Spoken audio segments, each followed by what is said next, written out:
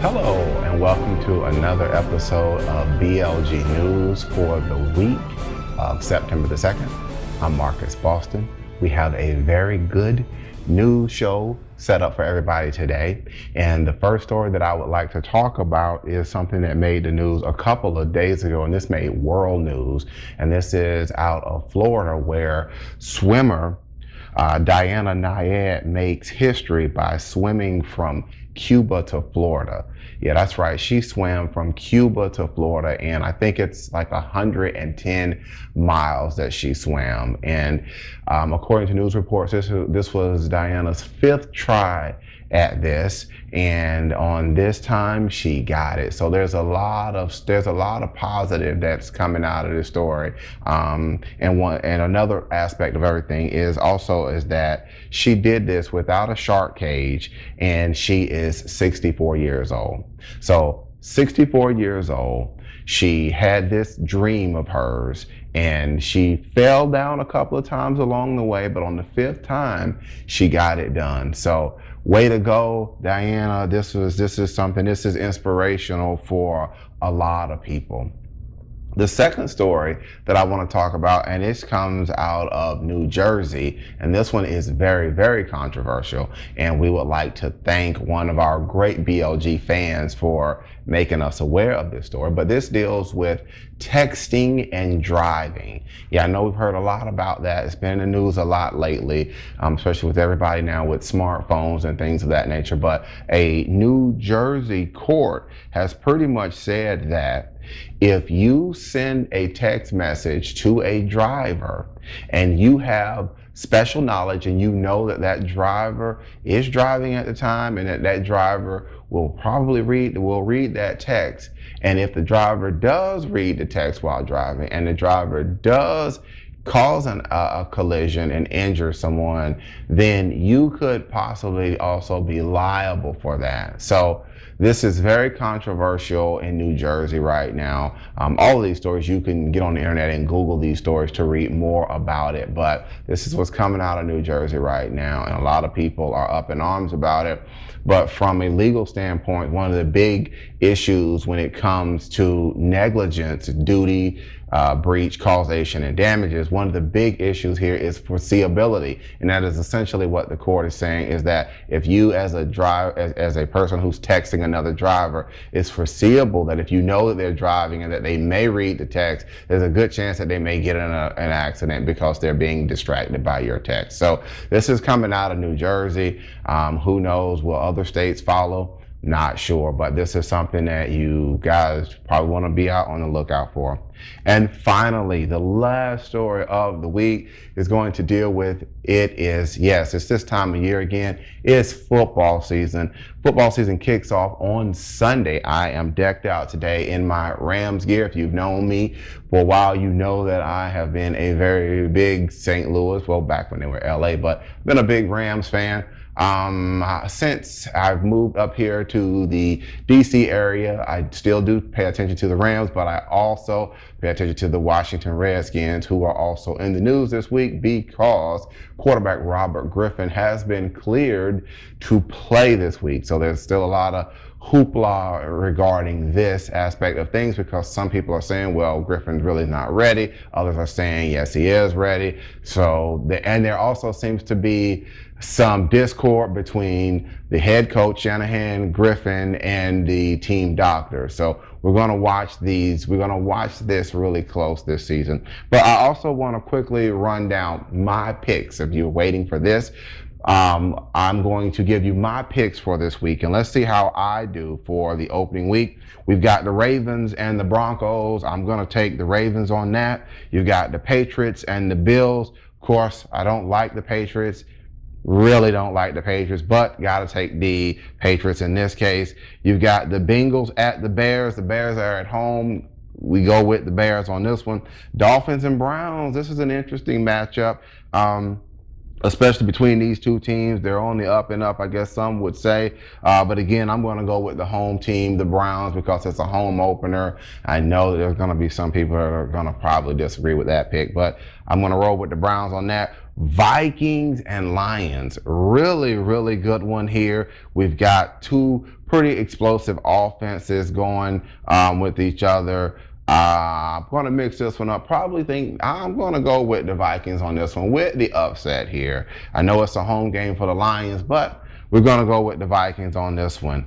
We've got the Raiders and the Colts. Andrew Luck and the Raiders. A lot of people sleep on the Raiders. The Raiders have been building their team. But again, I'm going to go with the Colts here. It's opening week, guys. And normally the home team during opening week, they're really, really, really fired up to go.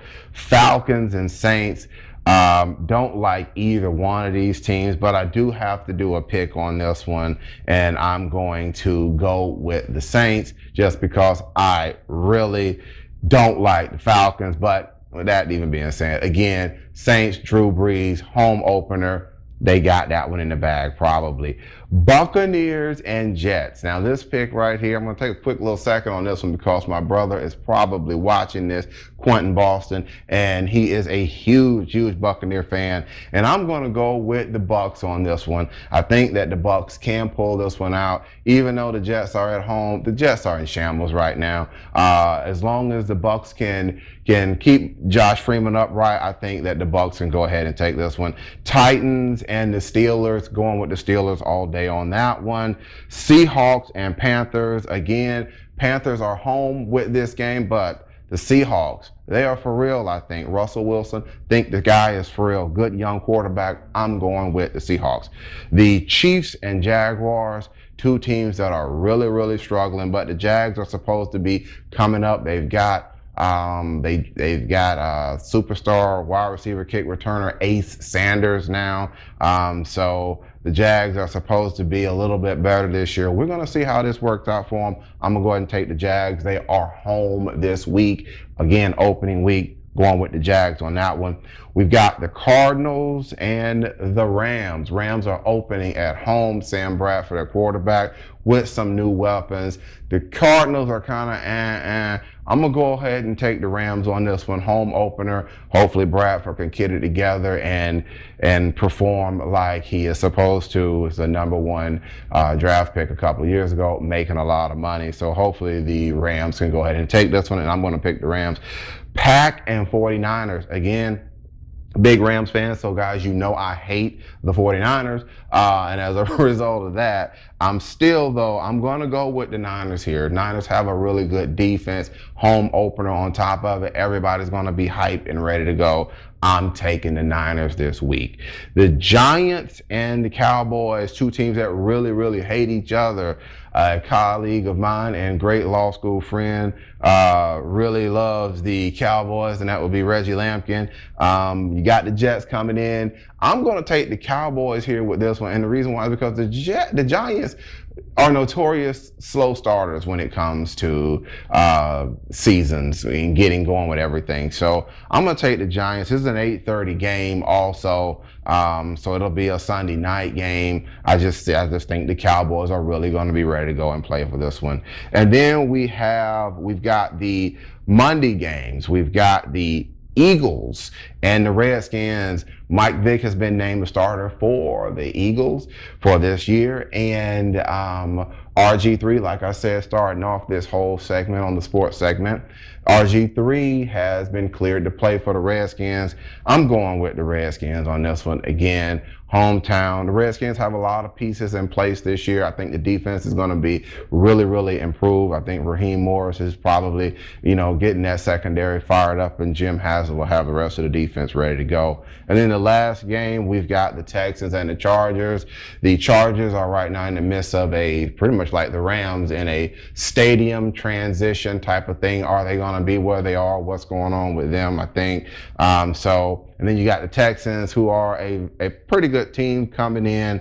I'm going to go with the Texans on this one. So these are my picks for the week. And next week, we'll take a look at them, and I'll tell you what my record is. I'll go back here and watch this and make sure and see how well I did. And that is going to be the news for this week. We've got one, I guess I should talk about one more thing, and that is the upcoming events. If you do get our newsletter off the press, at the back of it, we have upcoming events and in the area. And this week, we've got a lot of good things going on between the 5th and the 8th in Prince George's County. We have the fair going on. On the 7th, there is the Silver Spring Jazz Festival. You might want to check that out.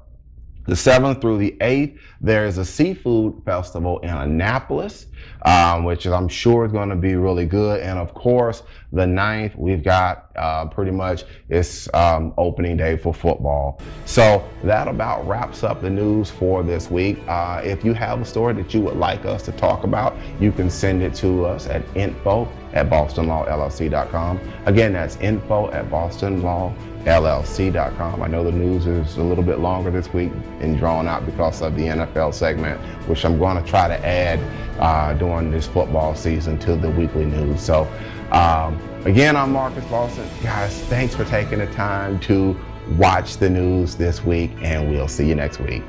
Bye-bye.